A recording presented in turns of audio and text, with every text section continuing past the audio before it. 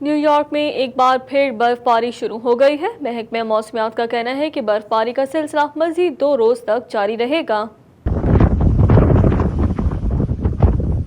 New York, Washington سمیت مختلف ریاستوں میں برف باری سے نظام زندگی مفلوج ہو کر رہ گیا ہے۔ سڑکوں پر ٹریفک معمول سے انتہائی کم ہے۔ برف باری کے بعد درجہ حرارت 28 فارنہائٹ ریکارڈ کیا گیا۔ نیو یارک کی سڑکوں پر کم از کم 1 فٹ برف پڑ چکی ہے اور محکمہ موسمیات نے اپنے الرٹ میں کہا ہے کہ مزید 1.5 سے 2 فٹ برف پڑ سکتی ہے۔ نیو یارک کے میئر بل ڈی بلیزیو نے ریاست میں ایمرجنسی نافذ کرتے ہوئے شہریوں کے صبح 6 بجے کے بعد غیر ضروری سفر پر پابندی عائد کی ہے۔ میئر نے کہا کہ صورتحال پریشان کن ہے اور ہر ایک گھنٹے میں 2 سے 4 انچ برف پڑ سکتی ہے۔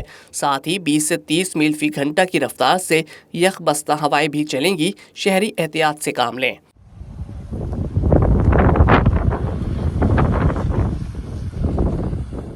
خراب موسم کے باعث نیو یارک ہی میں ایئرپورٹ سے 75% پروازیں تاخیر کا شکار ہونے کی وجہ سے معطل کی جا چکی ہیں۔ محکمہ موسمیات نے پیشگوئی کی ہے کہ new York, north Carolina, Pennsylvania, new Jersey سمیت دیگر ریاستوں میں مزید برف باری کا امکان ہے۔ حکام نے شہریوں سے اپیل کی ہے کہ وہ غیر ضروری سفر کرنے سے گریز کریں۔ واشنگٹن اور اس کے مسافات میں بھی برفانی طوفان کا انتباہ جاری کیا جا چکا ہے۔ حکام کے مطابق واشنگٹن میں منگل تک برف باری کا امکان ہے اور 1 فٹ تک برف پڑ سکتی ہے۔